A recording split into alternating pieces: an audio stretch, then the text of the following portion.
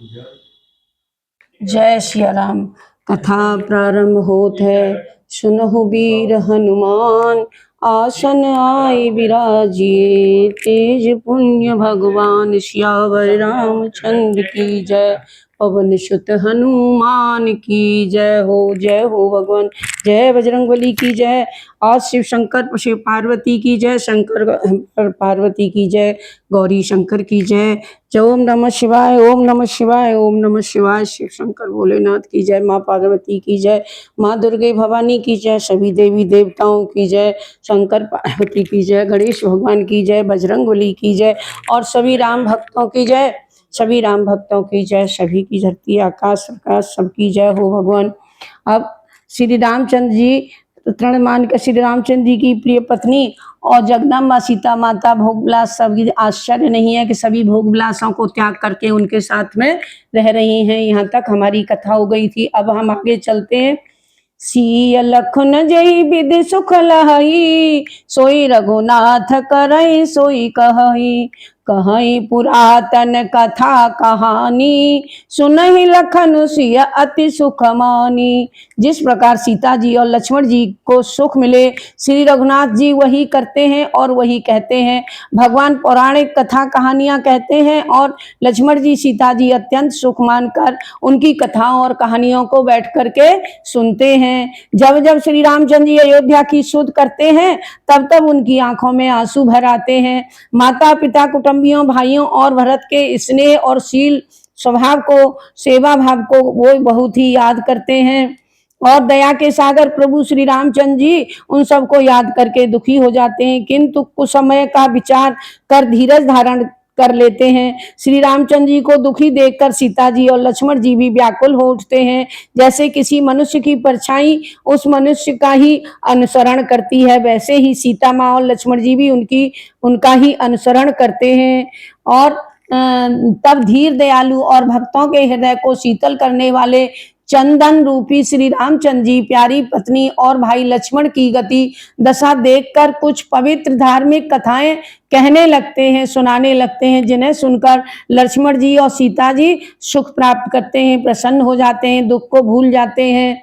राम लखन सीता सहित सोहत परन केत, रामा सोहत परन केत, लक्ष्मण जी और सीता जी के जिमवा सब बस अमरपुर, सची जयंत समेत सियावर रामचंद्र की जय। पवन सुत हनुमान की जय हो बजरंगबली की। लक्ष्मण जी और सीता जी के साथ श्री रामचंद्र जी पत्तों की कुटिया में ऐसे सुशोभित हैं जैसे अमरावती में इंद्र अपनी पत्नी सची और पुत्र जयंत के साथ शोभित होता हो, वैसे ही उनको बहुत खुशी मिल रही है और शोभायमान है।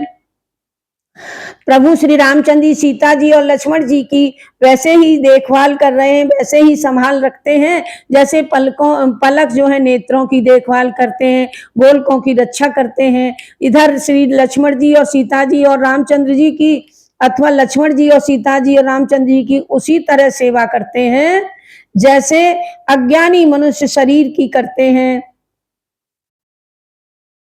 ये पक्षी मृग देवता और तपस्वियों के हितकारी प्रभु इसी तरह सुख पूर्वक वन में निवास करते हैं। जैसे तुलसीदास जी कहते हैं कि मैंने ये सुहावना राम वन गमन कहा, और अब जिस तरह सुमंत्र अयोध्या आएंगे और वो कथा भी आप सुनिए जो वो दशरथ जी को सुनाएंगे।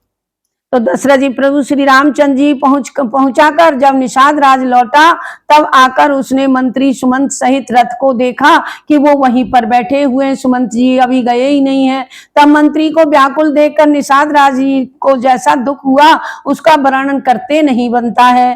राम राम सिय लखन पुकारी, परे उधरन तल व्याकुल भारी, देख दखिन दिस हिनाही, जनु बिनु पंख बिहग अकुलाही। सीता जी को निषाद के साथ न देख करके सुमंत्र हा राम हा राम हा राम हा सीते हा लक्ष्मण पुकार पुकार कर अत्यंत व्याकुल होकर धरती पर गिर पड़ते हैं।